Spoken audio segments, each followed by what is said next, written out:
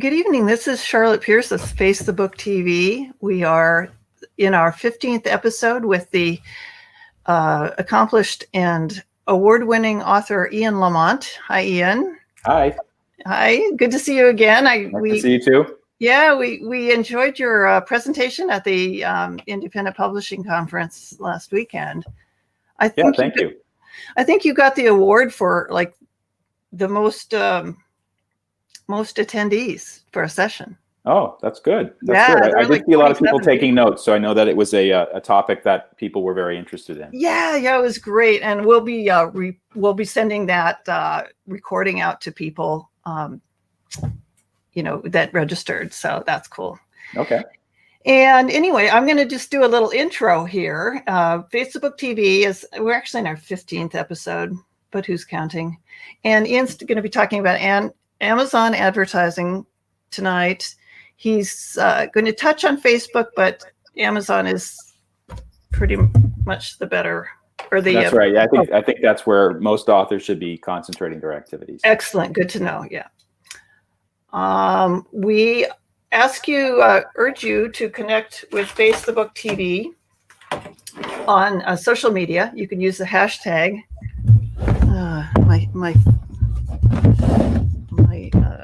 I gotta get my microphone out of the echo zone.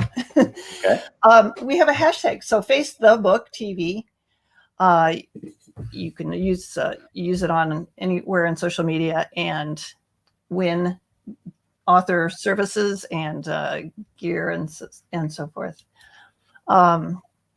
Ian, why don't you take it away? And I'm going to see if I can get my headphones to work, but I might ask you questions from time to time, and here you go. All right. So thank you, Charlotte, for having me on the show. And also, I know Ed and a few other people are watching. Eddie, Vincent, and a few other people are watching remotely. Hello to you all.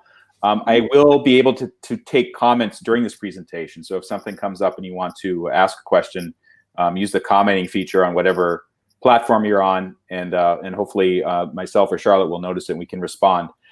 So actually, the place where I'd like to start the discussion of Amazon advertising is not in Amazon advertising itself, but actually on the Amazon website. And the screenshot that you're looking at right now, this is a search for romance novels on Amazon. And I've highlighted 3 things on the page. And if you were to, I took this screenshot last week, and if you were to do it right now, you'd see something very similar.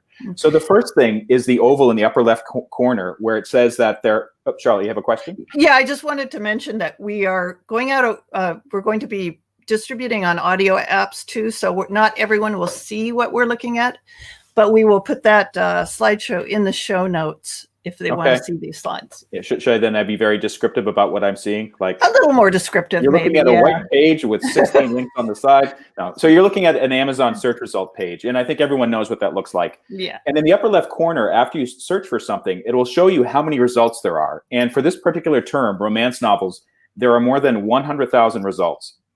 And that points to one of the huge problems with Amazon is that there's just too many books, or too many of anything, really.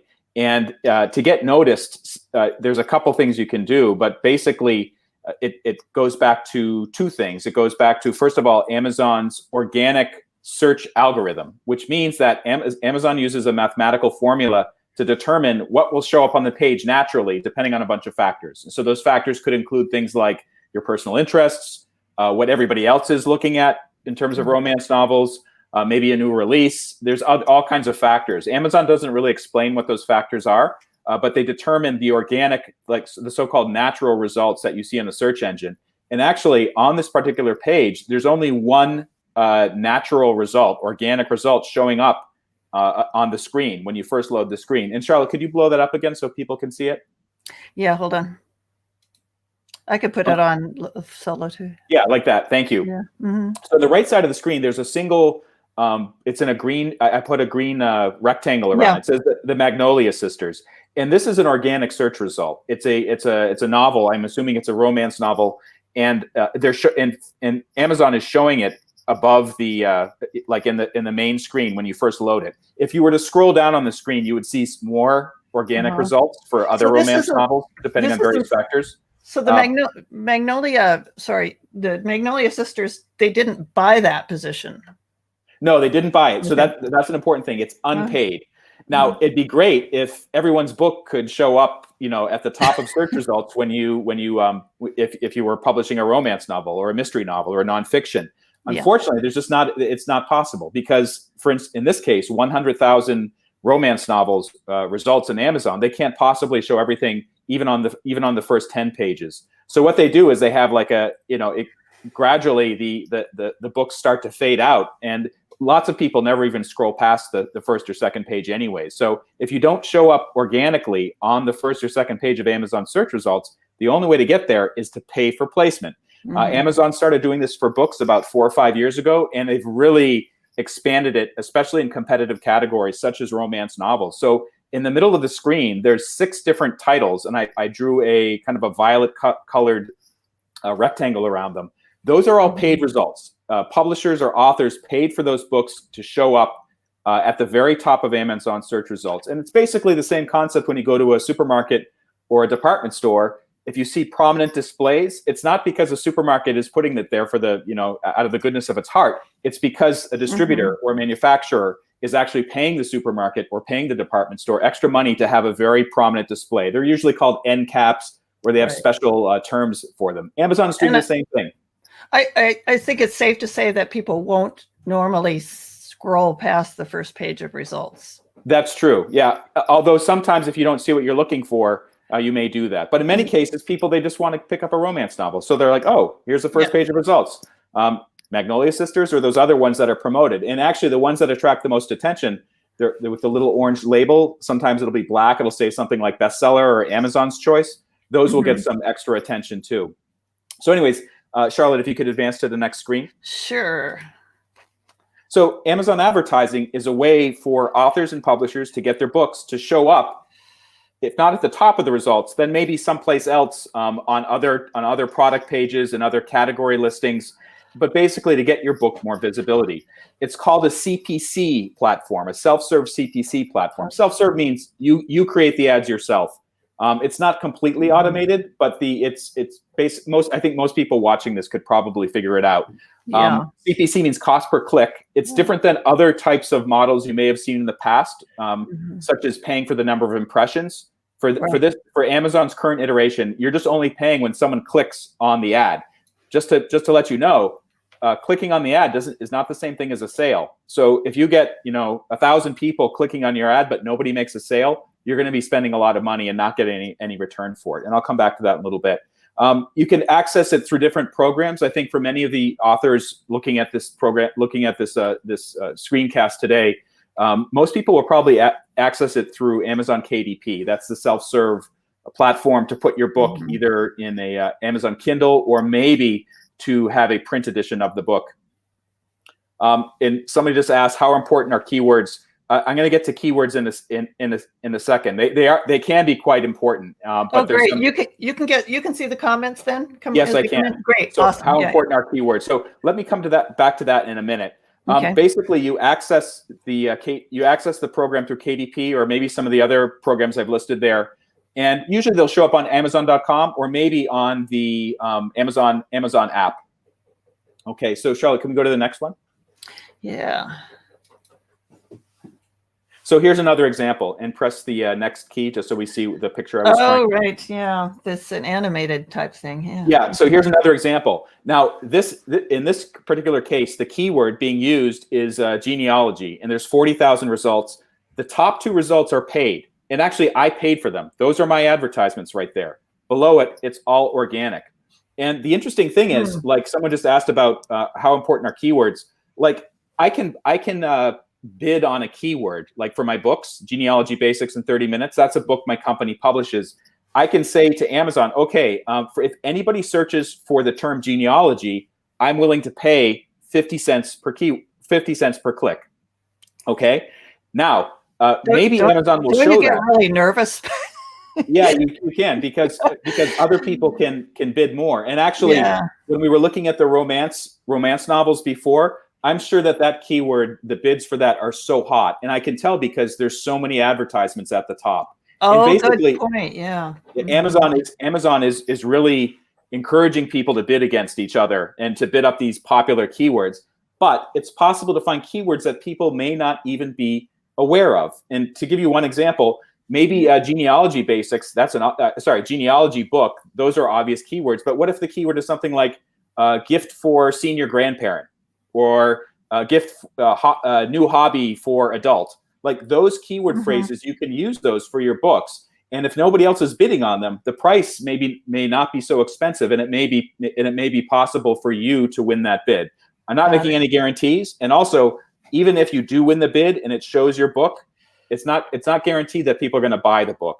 And so there's an important issue about that. You can have the best ad campaign and the best keywords and a big budget. If people click on the ad and they see your book and it doesn't meet their expectations in some way, that is, people aren't actually buying the book, you're basically wasting money. So really, in addition to running an ad campaign, you should have a detail page for your book, a product page for your book that really highlights the book in the best possible way. And so you have to get all your ducks in a row. Exactly. And the ducks include a good quality product. You have to have all this stuff lined up before you execute the ad request. Yes. And Charlotte, what do you think are what do you know are some of the factors that go into helping people convince them to buy a book if they're looking at an Amazon detail page? Oh, you just said this in the conference. That's right. It's a test. You weren't expecting it. What are some things? Title. Yes. I'm trying to think back. My head's in another space. But okay, so title is one. That's a good one, actually, and also the subtitle. So it should be kind of clear about what the book is about. It should have a really good professional quality cover photo. So don't do a DIY type photo for your book. It should have reviews. It should have, I'd say at least 10 reviews, and the reviews should generally be good. Now, the thing here is it's impossible to guarantee the quality of a review because you don't know what people are going to think about your book. Yeah.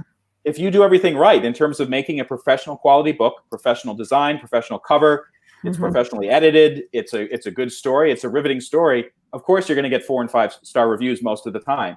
But if you don't pay attention to those things, the reviews will be lower quality. But that's an important thing too. The other thing would be maybe price, if it's a pretty competitive field, or the fact that it's available, if it's a paperback or hardback, if it's available via Amazon Prime. If there's no Amazon Prime sticker, a lot of people, they won't even consider it. That's what you said. I remember that. Yeah. That's right. And in fact, nowadays you can actually, when you're searching, you can only include Amazon Prime results. So if your book for some reason is not available Amazon Prime as a paperback or hardcover, that may go against you. And I was told that you have about 2.5 seconds for someone's eye to catch on your cover design, especially when it's a little tiny thumbnail. That sounds kind of like the Malcolm Gladwell theory of like making an impression, like just a split second, people will make a decision. 2.5 seconds, I think, is probably about right. I tell people for the description, if they actually start to read the description, they should be able to figure out what's going on with your book in about 10 seconds. If you're giving a long, convoluted story, or people can't really figure it out, or it's a gigantic description, I'd say that probably hurts you more than helps you. So in some cases, I think less is more. So do a lot of testing on that kind of. That's right. Yeah. Let's go to the next page, Charlotte. Sure. This is a mobile advertisement. So your ads can show up on mobile as well. And actually, the important thing to note about this, more and more people are shopping on mobile. And this is true for me, and I think it's true for a lot of other people. Absolutely, I think especially younger demographics are more likely to use the phone and not the desktop app on a browser. Could we have the next page? Okay, I just wanted to mention for station identification, this is Face the Book TV. We are a production of Pierce Press, and we're a podcast and audio visual video live streaming program. You can find out more about the podcast and our other podcasts at piercepress.com/podcasts. Okay. And is this the one you want? Yes. So one thing it's important to note that your ads, in addition to showing up in search results, it may show up on other books' pages. So this is a book that my company publishes, and the red rectangle there, that's actually an advertisement for a completely different book. I have no control over that ad. Like I can't tell Amazon, don't show that ad there. But it's not even about genealogy. No, it's not, which tells me that whoever created the ad, they didn't do their keyword targeting that well. Okay. Or something is going on with Amazon. So it's possible whoever made that book, I can't read the details because it's kind of small, but whoever made that book, they just randomly entered a bunch of keywords thinking, oh, genealogy or some other keyword that's in my description. Yeah. And it just is showing the wrong thing. But it looks like to me like it's about finding a therapist. Yes. So my book is definitely not about therapy. I don't even remember. I don't think I even use therapy in the description or anywhere else. So I don't know why it's showing up there. But I don't know, maybe family, genealogy. Yes, that could be it. So family is one of my metadata keywords. And I also say family history, family research. So it's possible it's showing it up because of that. Yeah. The other thing that you see sometimes happening is that particularly for really competitive categories or books competing with each other, people, the publisher will place an ad below a competitor's book, and sometimes the publisher whose ad is being kind of hijacked, whose book is being hijacked, they may buy ads on their own product pages to prevent other people from doing it. So it's really turning into a very complicated battleground. And actually, of course, the winner here is Jeff Bezos. He's winning lots of money on getting desperate people to post advertisements. He needs it to run the Washington Post and his. Yeah, which is probably losing money for him. But, maybe, yeah. He's making lots of money in other ways. Can we have the next page? So here's another example of where your advertisements may show up. And you've probably seen this when you've looked at Amazon on the web. Yes. There's like a carousel of other products below it. And some of them are sponsored, and it will say sponsored. Like this one says sponsored products related to this item. Sometimes it'll say people who bought this also bought this, and they'll show a bunch of similar books. So, and the red arrows, by the way, that's highlighting the fact that on the advertisements, you can actually choose to have custom text. And would you recommend that, or does it cost a lot more? It doesn't cost any more, and so I think it doesn't hurt to have it. But like anything, hopefully the text is good. It encourages people to click on it or to read. Yeah, got it. And next page. So here's a big list of why to use it. I think you could just kind of. Yeah, I mean, the big thing is that you're going to the head of the line. You're just getting more eyeballs going on your book. And so the reason why I highlighted this, and actually this is a good chance to talk about Facebook too. You're targeting people who want to buy something. And on Amazon, it's a marketplace for items to buy. So the people that are coming there, 90% of them, they're interested in buying something probably that day, or maybe they're doing some research and are going to come back later on. This is different than Google, where people may not be wanting to buy something. They just want to find out information about something. Like somebody searching for Stephen King on Google versus searching for Stephen King on Facebook versus searching for Stephen King on Amazon. 3 different audiences. Good on point. Google. Yeah. And I think people can see what those things are. Google, you're looking for information about the author. Facebook, you want to find his fan page. And Amazon, you want to buy his books. Somebody just asked a question: how do you know what you should set your keyword bid at? And the answer is it should probably you probably have to do some testing, and also for competitive keywords it won't be cheap. And I actually just saw something today that keywords in really competitive categories like mystery or romance, you might actually have to bid $1 per click, which is really, really, really heavy. For my categories, nonfiction, some of them are very competitive. Like, what's a good example? I did something on Social Security. We have a 2-book series on Social Security, and those keywords are actually pretty expensive. Sometimes I'm supposed to bid more than $1. I never do that. But for other ones that I do, like Google, surprisingly, the keyword bids are pretty low if I bid on a term related to Google. Oh, one other important thing. Yes, Charlotte. Oh, I just wanted to ask you. Is there a way to test this out before you make that commitment? No, but if you're not sure, what you can do is you can set your bids low. So this is important to know. I'm not going to get into how to create an advertisement, but I will tell you on Amazon, you have the ability to set the bid level for each keyword or for all your keywords that you're bidding on. And usually what I do is I set keywords for 22 cents if it's a broad keyword, and up to about 55 cents if it's an exact keyword. Okay. So for instance, I have a book about Dropbox. It's called Dropbox in 30 Minutes. For my keyword bids, for people searching for something like Dropbox book, I'm bidding 55 cents on that. for people that are searching for something like Evernote or Google Cloud or iCloud, which is not covered in my book, but the people who look at that keyword, they might be interested in finding out about Dropbox, I'll bid less money on that, maybe 22 or 33 cents. The days of getting cheap keywords on Amazon, they're going away. You can still find some bargains for certain special keywords that are not so obvious, but you have to determine what those keywords are. There are some tools out there. One of them is called, actually, I'm going to put it in, maybe Charlotte, you can display this. Yeah, well, just before you do that, do you have an in 30 minutes guides to Amazon advertising? No, actually, I don't want to do that. And the reason why is, first of all, it's very complicated. I don't think you could cover it in 30 minutes like you could for something like Dropbox. And then the other reason is that it's changing all the time. And there's lots of other books out there that are on that. Got it. Okay. If you go to I have a YouTube channel. If you search for, actually, if you go to my website, leanmedia.org, I'm going to put that in the private chat. Maybe Charlotte can share that. Leanmedia.org. If you click on video, I have a YouTube channel with all kinds of videos that show how to create certain types of ads and other things about this ecosystem. But I'm not going to try to write a book about it. I think other people are doing it, and it's changing so fast. One other thing, I wanted to get back to Facebook advertising, because I said I would talk about this. So Facebook advertising, everybody knows that it's important because you can see when you go to Facebook, there are ads all over the place. And if people are there, obviously you want to put your book in front of them in some way. There's a couple problems with it. One thing is that, as I said before, not everyone who is on Facebook wants to buy a book or wants to buy anything. They're there to talk with their friends. The other thing is that Facebook advertising, it has a very, very steep learning curve. I spent lots of time and lots of money on it in years past, and it didn't work out.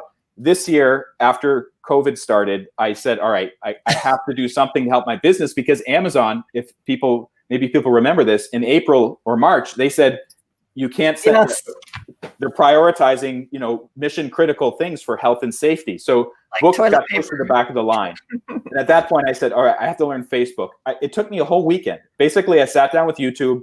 I watched a lot of videos, took a lot of notes, and I figured out how to do it. It's still so difficult to do, even though I've been doing it now for about 6 or 7 months on a very active basis. Yeah, well, coming from you, that means a lot. I mean, I've dabbled in it, but I have no way of tracking. I don't know how to track. There's ways of doing it, but Facebook made it really hard to do it. And I think Facebook, they're paying more attention to the very big spenders out there, people spending lots of money on it. So like smaller players not getting much attention, and they're not really designing an interface that's easy to use. So I really recommend, if you're going to be advertising anywhere, you have 3 search engines you can work with: Google, Facebook, and Amazon.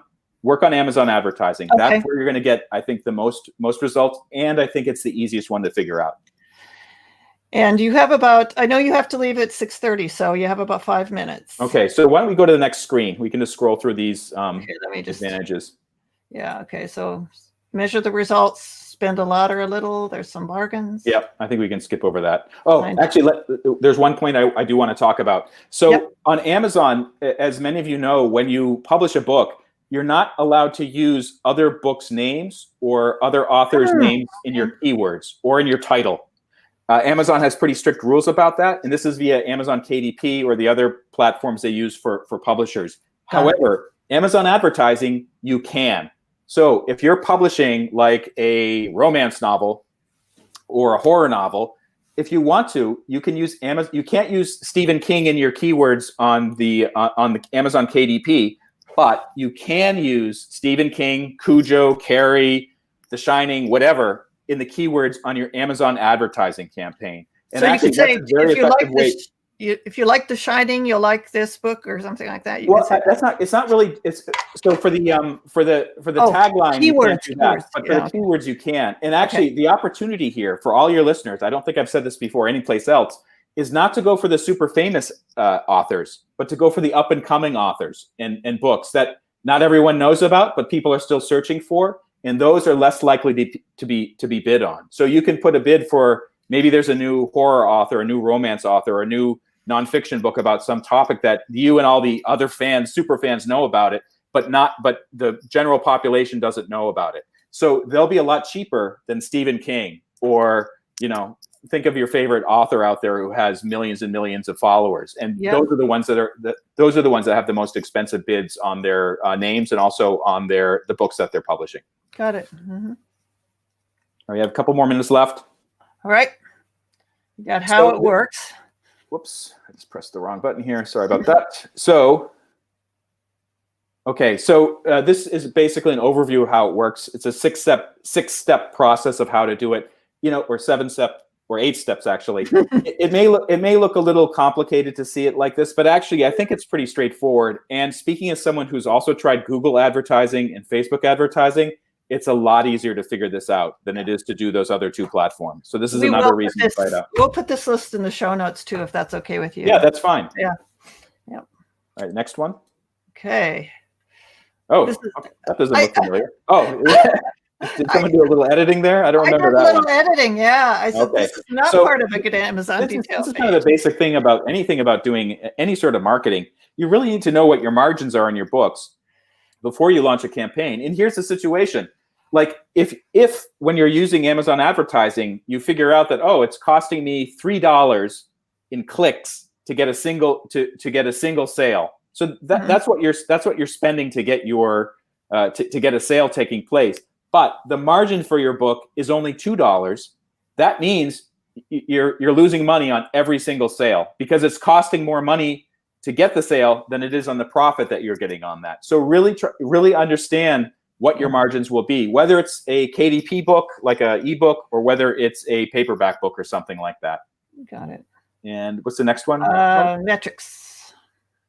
Yeah, so I can't really get too deeply into this because I have to go pretty soon, but there's some metrics that are really important, and there's metrics that are less important. And when you go to Amazon advertising, they'll throw all these numbers at you about what's going on. Some of the metrics are unique to Amazon. They kind of made them up. One of them is called ACOS, advertising cost of sale. It's expressed as a percentage. Yeah, there's one of them right there. Mm-hmm. You might see another one called ROAS, which is return on advertising spend.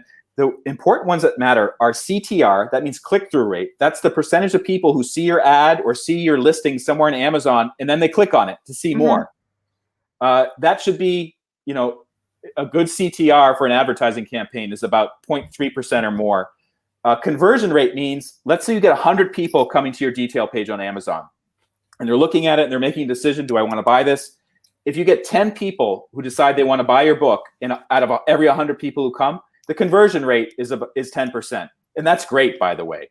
10% is good. Okay, it is pretty good. And if it's just 1 or 2%, I'd be thinking, maybe there's something the matter. Either the advertisement or my listing is somehow, not meeting expectations. And when people come to the page, they're deciding, I don't think I'm going to do that. And it could be something like there's no reviews yet, or maybe there's an issue with the description, or for some reason it's not available on Prime. But you should evaluate your detail page to determine what the issues are right there.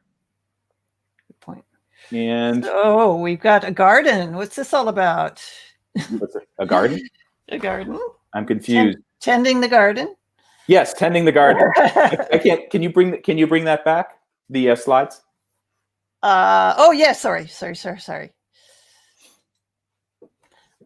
Yeah. So. Yeah, and this is something I said before. So tending the garden means it's not like you're just creating the ad and then you're not touching it again. You have to go back to the advertisement campaign and just tweak things to make sure that, first of all, you're not wasting money on keywords that aren't converting. And this has happened to me. Like, I think one time I had a book called Google Drive and Docs in 30 Minutes, and I had an ad campaign running for it. And I had one of the keywords was Chromebook, Google Chromebook, because I thought, people that use Google Drive and Docs, they're likely to own a Chromebook. There's lots of people clicking on that. Nobody was buying. So it was a 0% conversion rate. So you have to be on top of it and notice, be mindful of those things. Yeah. So basically it means every week checking in on the campaign, getting rid of those keywords, maybe adjusting other ones that need to be brought up a little bit more, brought down a little bit more. And I have a video on my website that explains how to do that. And the top point is actually, I'll finish on that point. If you have a great advertising campaign, it's, everything is in the right place, but then people come to your detail page and it just doesn't meet their expectations. Maybe the reviews are bad. Maybe it's not Amazon Prime.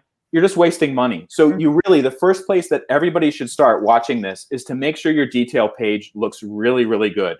And on the IPNE talk that I gave on Saturday, I don't know if it's going to be archived someplace, but yeah, it'll be distributed. It will be distributed. Okay, so on that, there's a slide where I actually break down a detail page that meets expectations, and then I also do a side by side of the 2 detail pages. One converts well, one doesn't convert well. Oh, that was it explains exactly what's going on. Yeah, and it's really important to pay attention to those types of things, because if you have a bad detail page, it doesn't matter how good your ad is. People are less likely to buy the book. Ian, we're going to have you back because there's a lot more to say, and you're going to turn into a pumpkin if we go on any longer. So thank you so much, and we'll definitely continue this if you're up for it. Yeah, certainly, Charlotte. Thank you for having me, and all the viewers. Hopefully, see you next time. Thanks for the questions. Independent Publishers of New England. It's a great organization. IPNE.org. I'll hit them with a little promo here. Okay. Thank you, Ian. All right. Thank you. See you later, everybody. Bye. Bye. Okay, you have been watching Face the Book TV. We have our guest Ian Lamont of Lean Media, and he publishes the immensely popular award-winning In 30 Minutes guides. Has been speaking. He'll be back to talk more about Amazon advertising and related topics. But if you use Face the Book TV hashtag on social media, we will be doing a drawing, and it will award wonderful prizes, books, publishing services, things like that, consults on publishing, anything we can think of, basically. Cool stuff. Let me just go through the credits. Pierce Press is my company, and we just won an award for this book by Sheila Cordner, a BU professor who wrote a wonderful book about famous authors for kids. And we love to hear from authors who want to start publishing or want to know more about publishing. Please contact us at piercepress.com. And I'll leave you with this image. It's the cover of Who's Hiding in This Book. Thank you for joining us, and we look forward to having you back at our next podcast. Join us at, or find out more about the podcast and the schedule at piercepress.com/podcasts. Face the Book TV is produced by Pierce Press in collaboration with Independent Publishers of New England, to whom we are immensely grateful. Thanks, everyone.